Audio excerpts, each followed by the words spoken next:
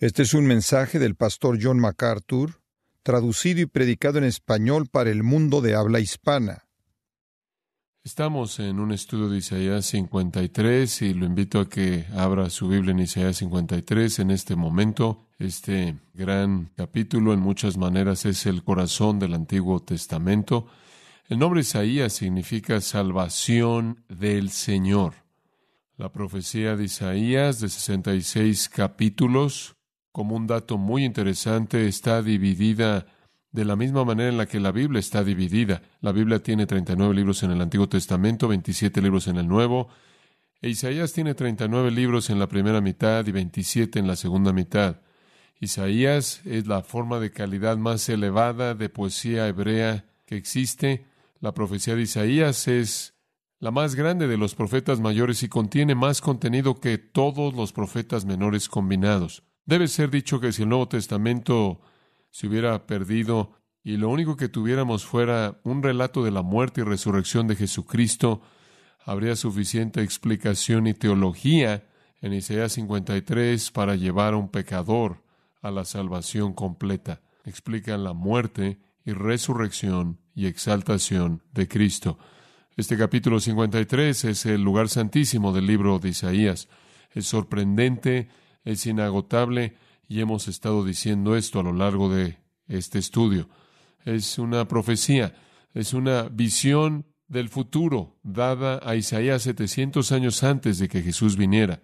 Hay algunas visiones sorprendentes dadas a los escritores de las Escrituras y a la gente que conocemos en la Biblia. Por ejemplo, a Moisés se le permitió tener una visión del monte Nebo, viendo la tierra de Israel, y él, en un sentido, pudo ver esa tierra antes de que Israel, de hecho, la poseyera. Y después Abraham. Se dice de Abraham que él, de hecho, vio hacia adelante por revelación divina y vio el día de Cristo y se regocijó. Jacob vio el rostro mismo de Dios en Betel, en esa experiencia de lucha, y vio al Cristo preencarnado. El apóstol Pablo fue levantado al tercer cielo y vio cosas de las que no se le permitió hablar, y tuvo una probada de lo que sería un día después de su martirio, cuando él entrara a ese cielo mismo que él vio. Y claro que el apóstol Juan fue transportado a visiones una y otra vez, visiones registradas en el libro de Apocalipsis del futuro de la tierra y el futuro también en el cielo. Ezequiel vio la gloria de Dios en espera del juicio que aún estaba por venir.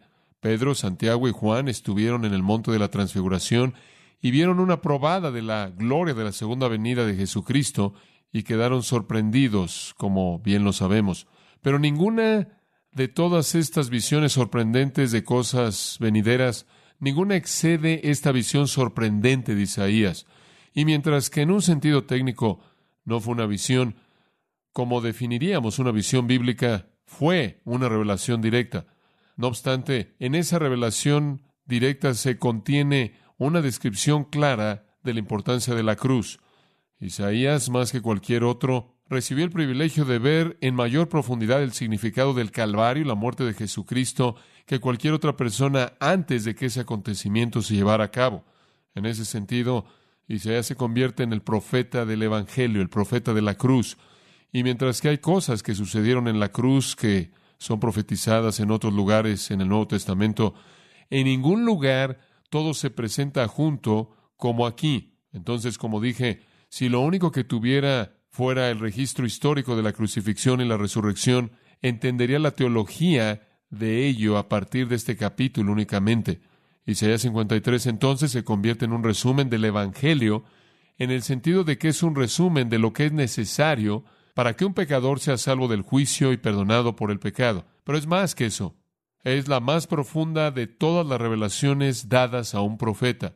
Pero al mismo tiempo, es más que tan solo una profecía del Calvario, más que tan solo una profecía de la cruz de Cristo. Va más allá de eso.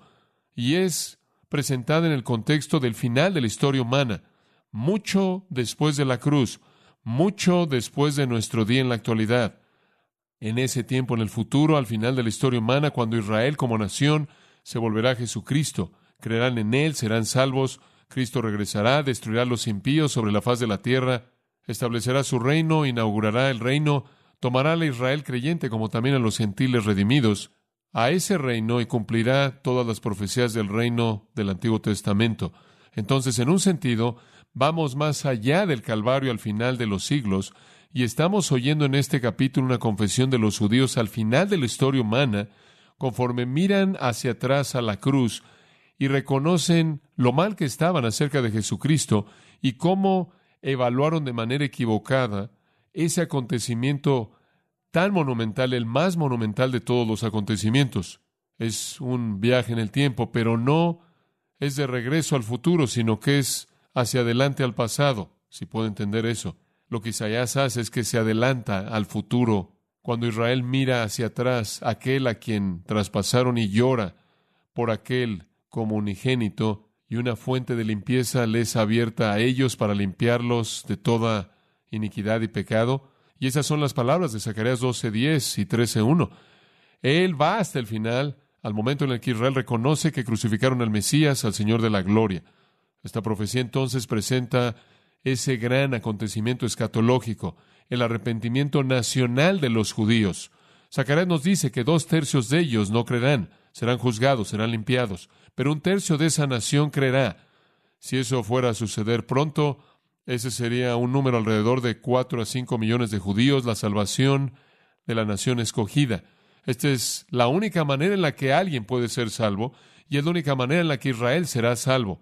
No hay salvación para nadie a menos de que crean la verdad de Jesucristo y la verdad acerca del Evangelio de la cruz, y a menos de que se arrepientan y abracen a Jesús como Señor y Salvador. Y eso es exactamente lo que una generación futura de judíos hará. Lo abrazarán a Él, verán su muerte como una muerte vicaria, sustitutiva, sacrificial para ellos, seguida por resurrección y exaltación. Este capítulo, Isaías 53, es la confesión que ellos harán en ese tiempo futuro, pero también es la confesión que todo pecador salvo tiene que hacer. Estamos aquí porque nosotros hemos hecho esta confesión. Estas son palabras que, en cierta manera, han estado en nuestras mentes y en nuestras bocas, estas palabras maravillosas. El tono del capítulo es muy triste, muy sombrío, con un corazón quebrantado, lleno de tristeza. ¿Por qué? Porque esa generación futura de judíos va a mirar hacia atrás y va a reconocer que venir a la fe en Jesucristo les ha tomado tanto tiempo y han amado a su Mesías mucho, mucho tiempo después. Cuando ese día venga, esto es lo que dirán. Permítame volvérselo a leer. ¿Quién ha creído a nuestro anuncio? ¿Y sobre quién se ha manifestado el brazo de Jehová? Subirá cual renuevo delante de él, y como raíz de tierra seca. No hay parecer en él, ni hermosura. Le veremos, más inatractivo para que le deseemos. Despreciado y desechado entre los hombres, varón de dolores, experimentado en quebranto, y como que escondimos de él el rostro.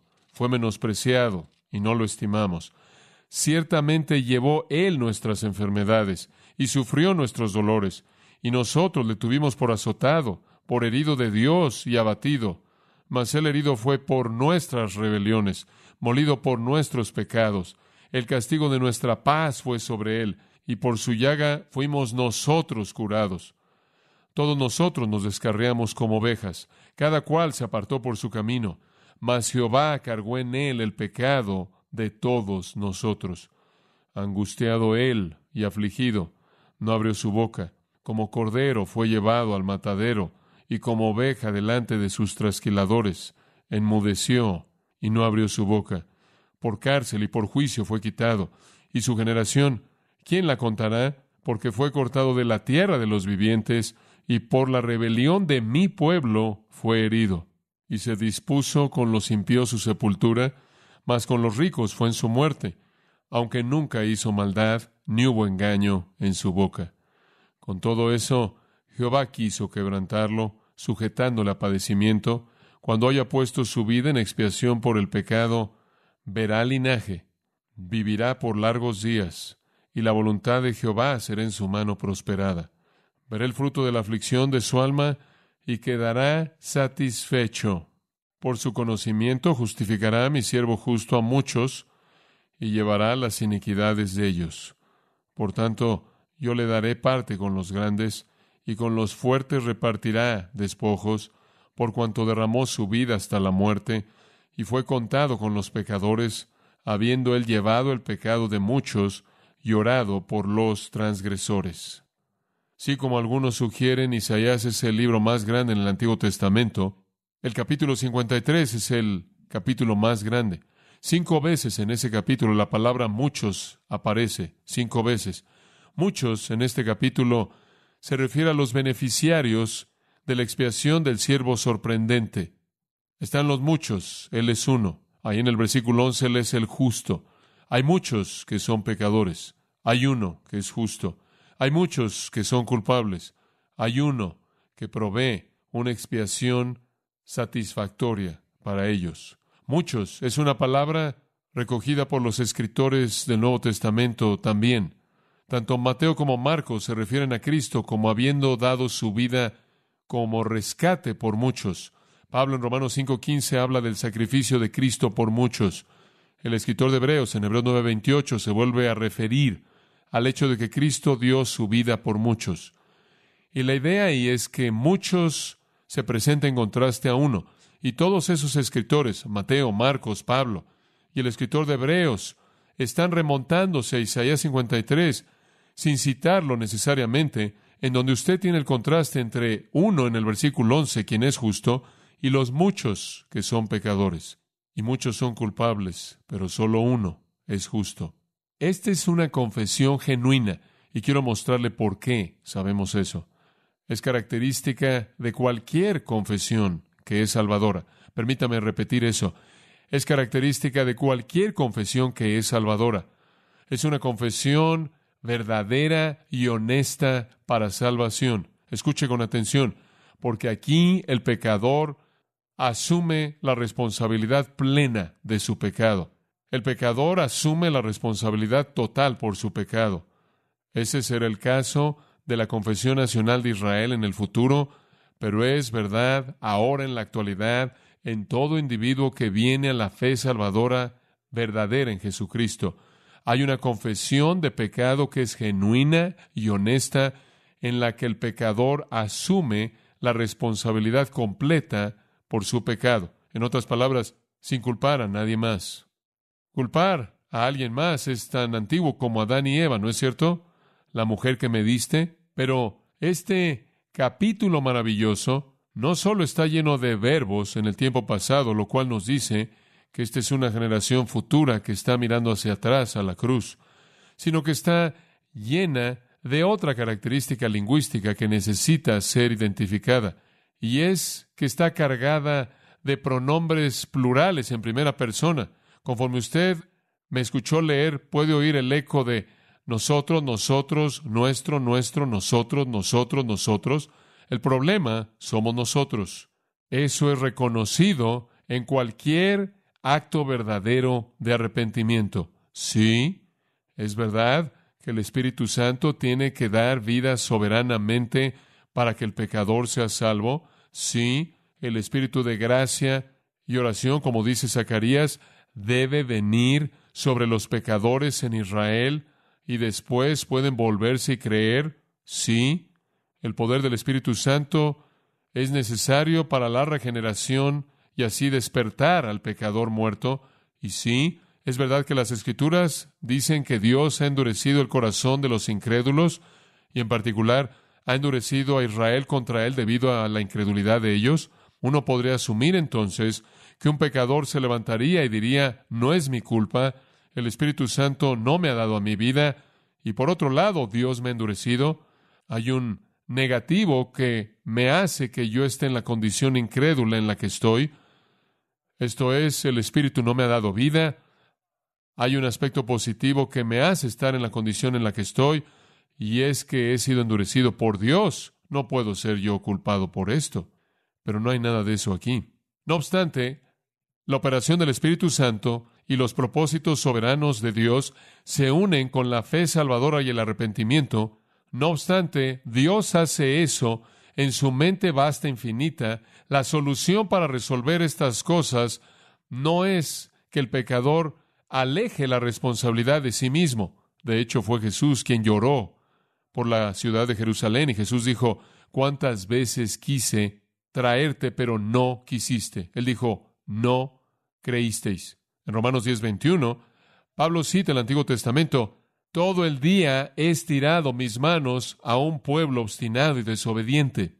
Ellos no culpan al Espíritu Santo, ellos no culpan el juicio de Dios, ellos asumen responsabilidad total por su incredulidad y la condición en la que su incredulidad los ha colocado. Ellos asumen responsabilidad completa por los pecados que han cometido, las transgresiones y las iniquidades.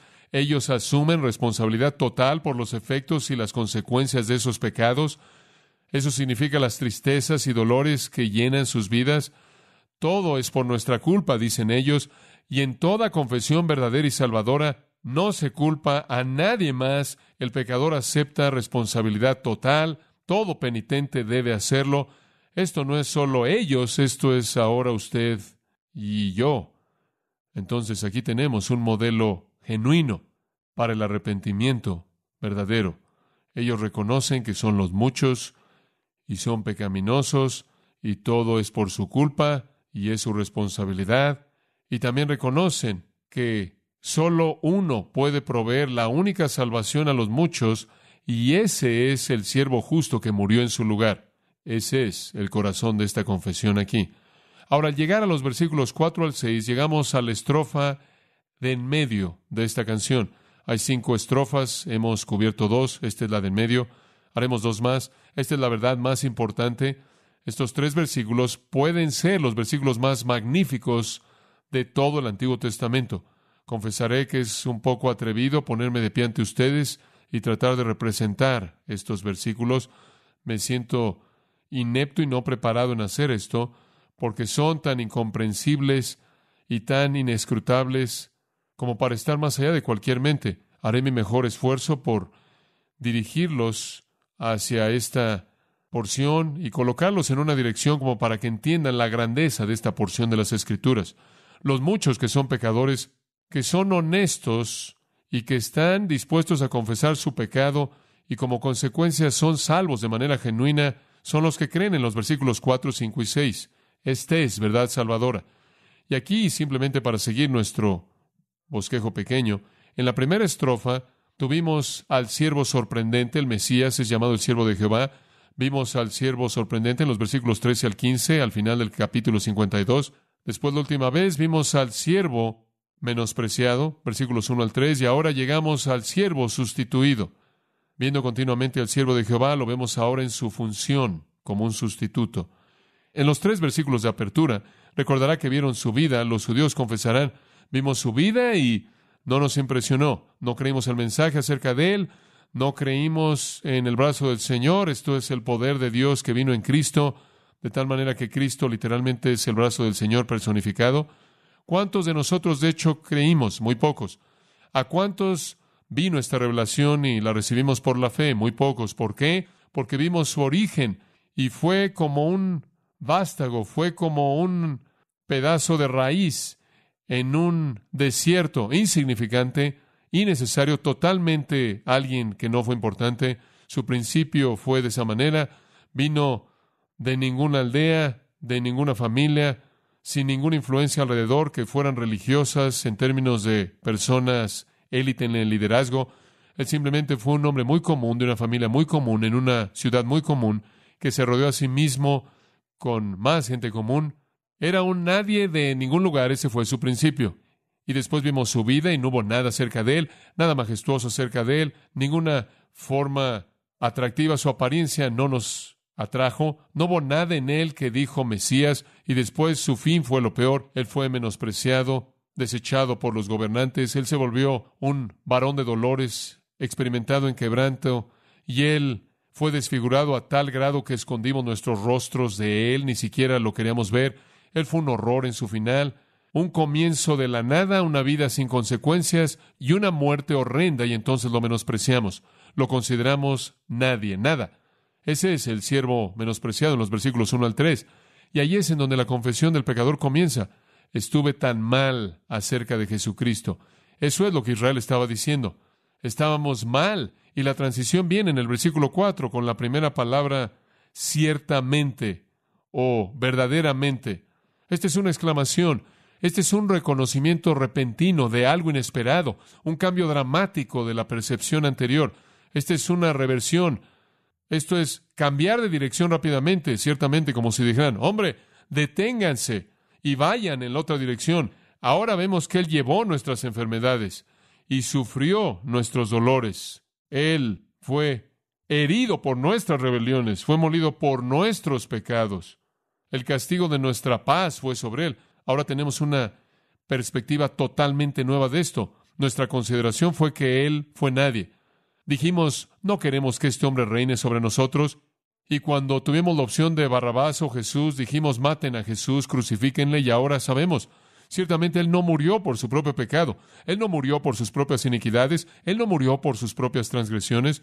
Él no murió porque Él fue un blasfemo como pensamos que lo era. Él no murió porque Dios lo mató por decir que era Dios. Él no murió porque Dios lo mató porque dijo ser el Mesías cuando Él no lo era. Él no murió porque Él dijo ser igual a Dios. Eso es lo que ellos pensaron. Ellos pensaron que Dios lo mató por sus blasfemias, que Él era un blasfemo, dijeron eso, y Dios lo mató como un blasfemo por sus propios pecados y sus propias iniquidades y sus propias transgresiones, las cuales en sus mentes fueron blasfemias supremas, diciendo ser el Mesías, diciendo estar vivo antes de Abraham, diciendo ser igual que Dios, diciendo tener la capacidad de resucitarse a sí mismo de los muertos, diciendo ser el Creador. Este blasfemo murió por la mano de Dios por esos pecados horrendos, terribles. Eso es lo que pensamos. Ahora sabemos. Él llevó nuestras tristezas. Él llevó nuestros dolores. Él fue traspasado, aplastado. Él fue azotado por nosotros. Esta es la reversión completa de cómo vieron la cruz. Él tomó nuestro lugar, murió en nuestro lugar. Dio su vida por nosotros. En términos técnicos, llamaríamos esto sustitución vicaria penal. Finalmente, como una nación, van a verlo y lo van a creer. Van a ser salvos en esa hora. Estos 3 versículos, por cierto, versículos 4, 5 y 6, están conectados de tal manera que son como círculos concéntricos. En cierta manera, están entrelazados y giran el uno en torno al otro. Y cada uno menciona las maldades y la provisión del siervo para proveer expiación por esas maldades. Y están en un ciclo en torno al mismo tema. Pero su riqueza es tan profunda que ni siquiera podemos avanzar a lo largo de ellos en esta mañana. Entonces tendremos que terminar la próxima vez. Ellos entienden lo mal que estaban. Tuvieron una actitud equivocada, manifiesta en conducta equivocada. Escuche, saliendo de su naturaleza. El arrepentimiento entiende estas 3 facetas.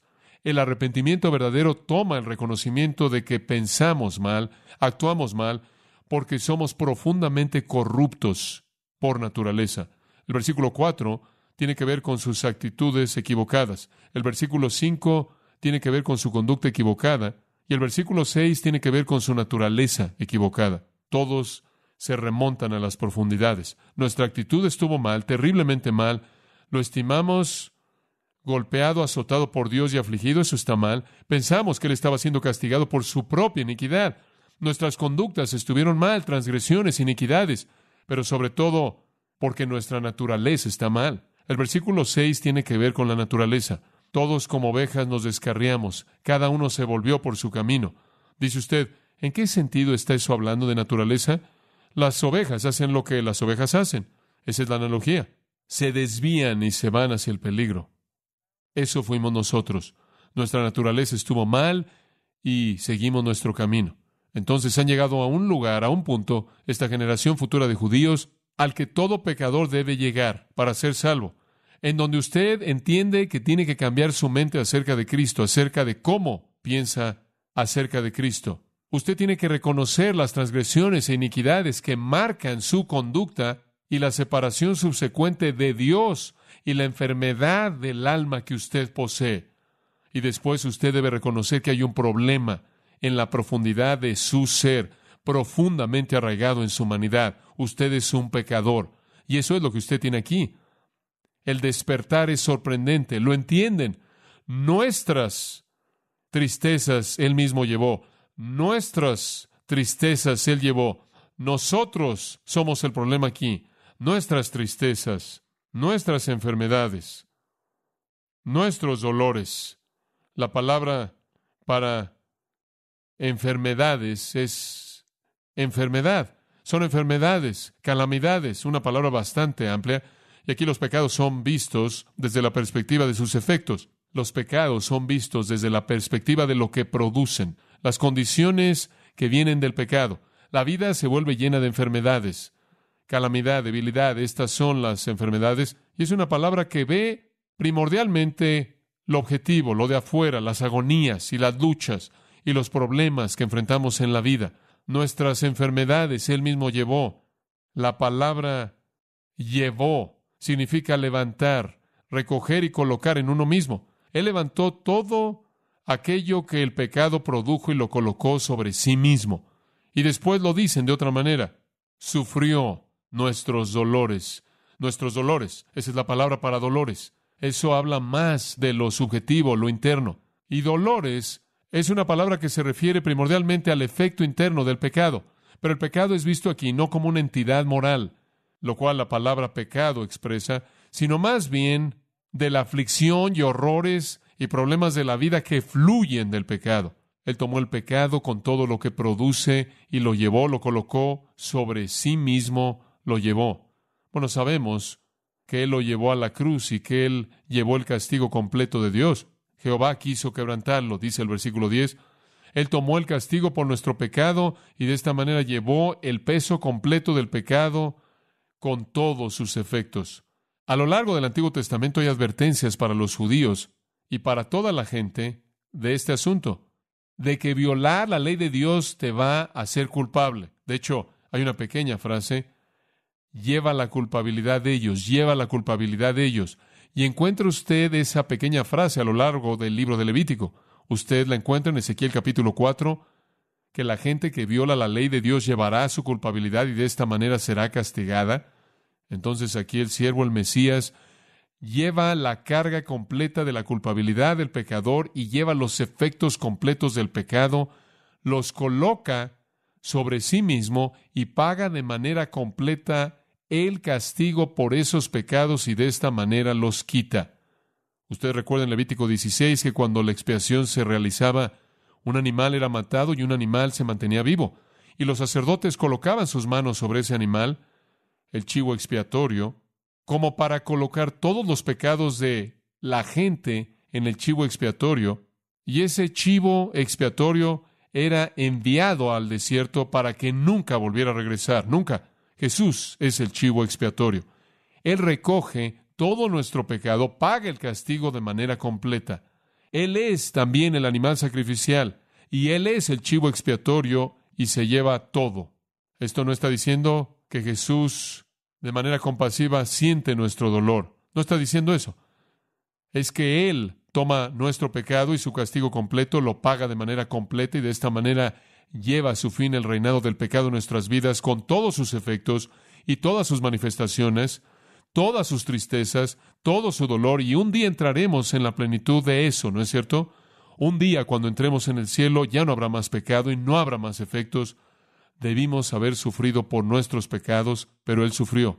Él quitó todo aquello que nos pertenecía, todo lo que debimos haber sentido a manera de juicio, dolor, devastación, inclusive castigo eterno, y lo colocó sobre sí mismo. Y de esta manera Él desvió la carga de manera completa de nosotros. Él toma nuestro pecado y lo quita, habiéndolo pagado en su totalidad. Ahora, esa es la profecía de Isaías acerca de este que vendría. Y usted va a ver más de esa misma verdad reiterada en las secciones que quedan de este gran capítulo, porque esta es la verdad cardinal.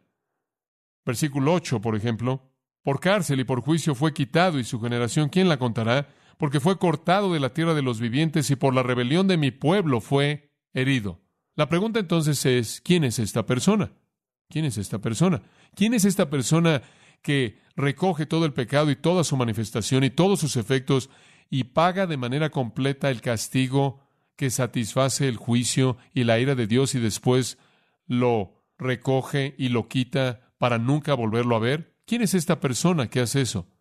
Pedro, sin duda, teniendo este pasaje en mente, nos dice en 1 de Pedro 2, hablando de Cristo, él dice de Cristo: Él mismo llevó nuestros pecados en su cuerpo en la cruz, y por su llaga fuisteis sanados. Esa es una referencia directa a Isaías 53. No puede ser nadie más que Cristo, nadie más que Jesucristo puede cumplir esto. Israel llegará a ese conocimiento, llegará a esa conciencia, llorando en arrepentimiento, habiendo visto la verdad acerca del siervo, Mesías, Yeshua, Jesús, y darán testimonio del error enorme que ellos cometieron. Generaciones lo han cometido. Durante miles de años han cometido este error. Y aquí declaran lo mal que estaban. No fue por el pecado de él que él sufrió, sino que fue por el pecado de ellos. Y después viene esta confesión. Sin embargo, mirando hacia atrás, nosotros lo tuvimos por azotado, por herido de Dios y abatido. Y ahí está la confesión, que pensamos que Dios lo estaba castigando por los pecados de él. Lo consideramos como azotado, afligido por Dios, por blasfemia. La palabra de Dios es Elohim, y todos esos verbos conectados con Elohim, azotado por Dios, afligido por Dios, pensamos que Dios lo estaba castigando a él por los pecados de él. Y el lenguaje aquí es muy fuerte. La palabra azotado es golpear de manera violenta. Es una palabra muy violenta usada en Éxodo 11, una de las plagas. La palabra herido significa básicamente golpear a alguien hasta matarlo. Y la palabra abatido es una palabra general, ser humillado, ser degradado, ser destruido.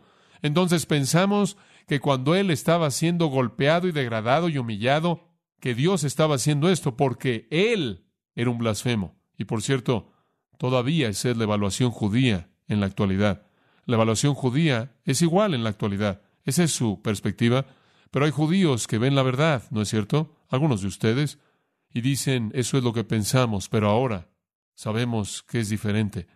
Y ellos algún día en el futuro sabrán que este es el Cordero de Dios escogido por Él para ser el sustituto vicario llevando los pecados de ellos. Lo entienden. Y entonces en el versículo 5 dirán que Él fue herido por nuestras rebeliones, molido por nuestros pecados.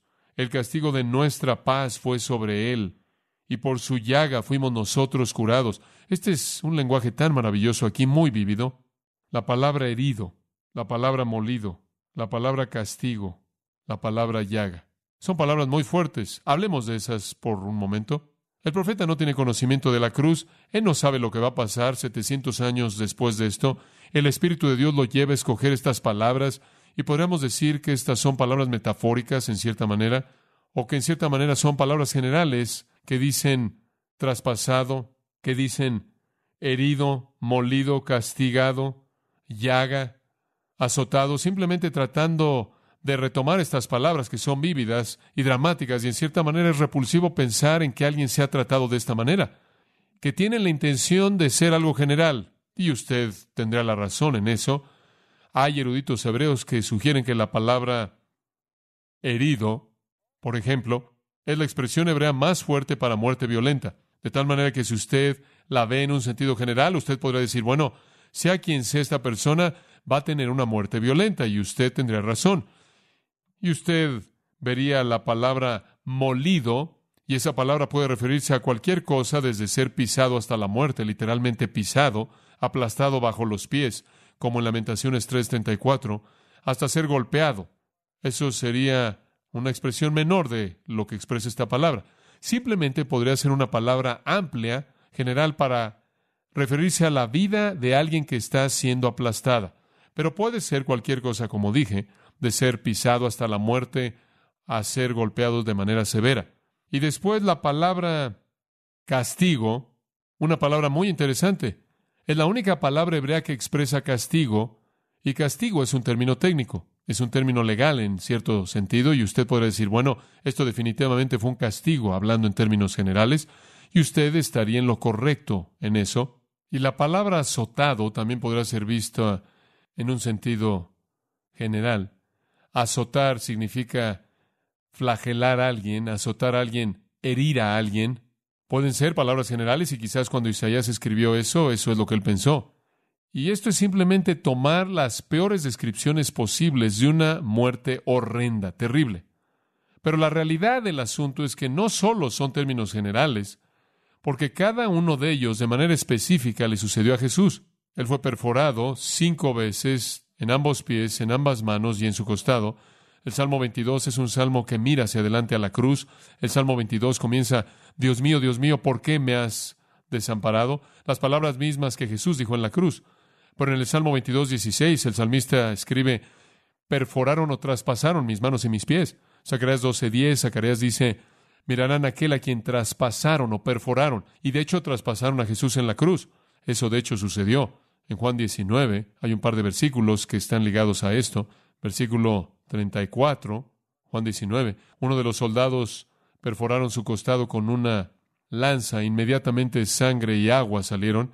Versículo 37 dice, y otra escritura se cumplió, mirarán a quien traspasaron. Sí, fue traspasado. ¿Cuán específica es esa profecía? ¿Qué hay acerca de la palabra molido? Puede referirse, como dije, a cualquier cosa desde una especie de golpiza severa hasta ser pisado hasta la muerte. Escuchen, sabemos lo que le pasó a Jesús. Sabemos que Él fue abofeteado. Sabemos que le pegaron en el rostro, Juan 19:3. Y también sabemos, según Mateo 27, versículo 30, que los romanos tomaron varas y lo golpearon en la cara con varas, golpeándolo en el rostro, abofeteándolo y golpeando su cabeza y su rostro con varas. Eso lo golpearía y habría causado hinchazón que estaría dentro del marco de esa palabra molido. ¿Qué hay acerca de la siguiente? Castigo, como dije, la palabra hebrea para castigo. ¿Acaso fue su ejecución una forma de castigo? Absolutamente, claro que lo fue. Hubo un castigo de él. ¿Se acuerda que los judíos lo llamaron y lo acusaron con testigos falsos y dijeron mentiras en contra de él? La acusación fue de lugar en lugar en la casa de Anás y Caifás y lo entregaron a Herodes, lo trajeron de regreso, tuvieron una serie de juicios de burla en donde trataron de llevar esa acusación a un crimen en sí. Y después quisieron una ejecución y por eso lo colocaron delante de Pilato. Y Pilato se vio intimidado y fue chantajeado y así sentenció a Jesús a la muerte y su ejecución fue un castigo oficial por parte del gobierno de Roma. Fue un castigo. El resultado de una acusación, una condena, un juicio, un veredicto, una sentencia, un castigo formal se llevó a cabo. ¿Y qué hay acerca de la palabra llaga? ¿Acaso ese simplemente es un término genérico? Bueno, según Marcos 15:15, dice que él fue azotado, y todos conocemos la historia de eso. Una vara pesada, con tiras de piel extendiéndose de él, con cristal y roca y hueso al final de estas tiras, rasgando su cuerpo una y otra vez. Los judíos supieron todo eso, ellos lo saben ahora, lo saben en la actualidad. Ellos saben acerca de este hombre Jesús, quien fue herido, molido, castigado, azotado.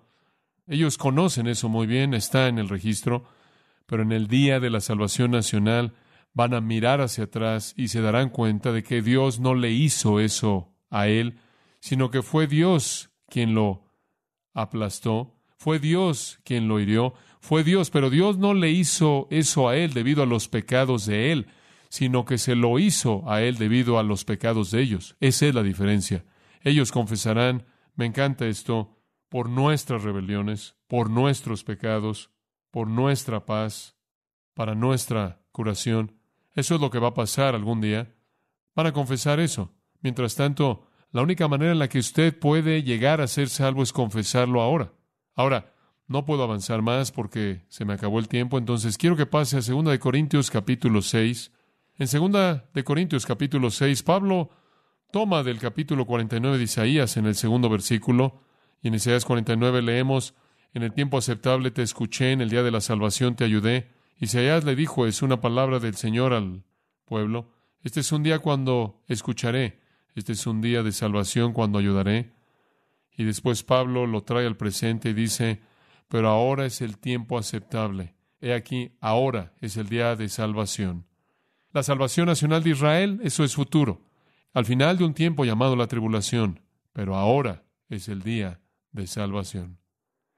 Ahora es el tiempo aceptable para ti, judío o gentil. La realidad triste es que entre la muerte de Cristo y la salvación de Israel en el futuro, generación tras generación de judíos incrédulos han terminado en castigo eterno para los cuales no hay remedio, y generación tras generación y nación tras nación de incrédulos gentiles han terminado en castigo eterno para lo cual no hay remedio. Al final habrá un avivamiento en Israel. Al final, en ese mismo periodo de tiempo, habrá un avivamiento masivo, una expansión masiva del Evangelio. Ángeles en los cielos, según el libro de Apocalipsis, predicarán el Evangelio. 2 testigos que morirán y resucitarán predicarán el Evangelio. 144,000 judíos predicarán el Evangelio, 12,000 de cada tribu. Israel llegará a la fe, y habrán personas que vendrán a la fe de toda lengua, tribu y pueblo y nación. Habrá un gran derramamiento del Evangelio. La gente se salvará al final, pero entre ahora y ese entonces, la gente continúa muriendo y pereciendo sin remedio para siempre. Y ahora es el tiempo aceptable para usted. Ahora es el día de salvación. Esto está disponible si usted recibe el regalo. Quizás este es ese momento, ciertamente. Estábamos mal acerca de Él. Fue por nosotros que Él murió. Él llevó nuestras tristezas, nuestros dolores, nuestras enfermedades, nuestras calamidades, nuestros desastres y nuestro pecado. Pagó por todo el pecado y se llevó todos sus efectos para siempre. Este es su día para que confíe en el Salvador. Espero en que usted hará eso. Inclinémonos en oración. Señor, estamos tan profundamente conmovidos por las realidades sorprendentes de este capítulo. Los detalles conocidos y revelados cientos de años antes de que sucedieron, que apuntan de manera inequívoca a Cristo y a ningún otro. Y sabemos que en ningún otro hay salvación más que en Cristo. Fue Él quien dijo: yo soy el camino, la verdad y la vida, y nadie viene al Padre sino por mí. La fe viene por el oír y creer la verdad acerca de Cristo. Oro, Señor, porque el día de hoy sea el día de salvación, el tiempo aceptable para algunos aquí, para que tengan ese acontecimiento ciertamente, cuando miren atrás y vean lo que saben que es verdad acerca de Cristo y todo se vuelva claro y sea contundente para que se vuelvan a Él en arrepentimiento genuino, asumiendo de manera total la responsabilidad de sus pecados y transgresiones y pidiendo por el perdón que solo viene a través de Cristo y esa vida eterna que es la promesa a todos los que creen. Lleva a cabo tu obra, Señor, en nuestros corazones. Llénanos de gozo en las verdades que hemos celebrado esta mañana y trae a aquellos que todavía no han abrazado a Cristo, tráelos a Él, inclusive ahora, antes de que cierre en una oración final, un recordatorio de que el cuarto de oración está abierto a mi derecha, al frente en las puertas dobles que tienen un letrero de salida sobre ellas. Aquí adelante, al frente, si quiere hablar con alguien o orar con alguien acerca de su salvación, acerca de su eternidad, acerca de su arrepentimiento, si quiere ayuda, estamos aquí para servirlo, para amarlo, para compartir con usted, pero necesita hablar con el Señor y derramar su corazón en oración a Él. Usted ha oído la verdad, usted sabe por qué Él vino, por qué murió Él, y eso es solo el comienzo. Vamos a llegar también a la resurrección, pero si usted desea entregarse a Él, abrazarlo como Salvador y Señor, necesita hacer eso hoy. No espere algún futuro desconocido. Estamos aquí para servirlo y el cuarto de oración estará aquí abierto al frente después de que termine la oración. Padre nuestro, pedimos ahora que tú nos ayudes a entender la urgencia de los tiempos en los que vivimos, la urgencia del evangelismo al traer el evangelio a gente que necesita tanto oír esto, y cómo irán si no hay nadie que les predique. Ayúdanos a proclamar este evangelio glorioso y decir a los pecadores que este es el tiempo aceptable, este es la hora de la gracia, este es el día de salvación si vienen. Lleva a cabo esa obra en todos nuestros corazones que nos motiva a vivir a un nivel elevado en la vida, a las cosas que importan, y nada importa más que proclamar a Cristo por nuestras vidas y por nuestro testimonio, que llamemos a gente a Él. Y muestra tú tu gracia y salva a pecadores, inclusive ahora oramos en el nombre de Jesucristo. Amén. Usted ha escuchado a John MacArthur, maestro bíblico de Gracia a Vosotros. Para más información y acceso gratuito a todos los mensajes de John, así como una lista de libros incluyendo la Biblia de estudio, visite la página web en gracia.org. Gracia a vosotros y el pastor John MacArthur se reservan toda protección y el derecho de autor bajo la ley que esté vigente. La información de derechos de autor está disponible en gracia.org, que incluye instrucciones para limitar la duplicación de este archivo digital. Gracia a vosotros es una organización sin fines de lucro, dedicada a desarrollar recursos desde las enseñanzas del pastor John MacArthur, las cuales ofrecen la verdad de las Escrituras. Por otra parte, estimado oyente, su apoyo en oración y sus donaciones al ministerio nos ayudan a lograr este propósito para equipar a miles de personas de habla hispana. Si desea hacer una donación u ofrenda, puede hacerlo utilizando su tarjeta Visa, Mastercard, Discovery o American Express. Si vive en Estados Unidos o Puerto Rico, puede llamarnos al 1-866-5-GRACIA. Esto es 1-866-547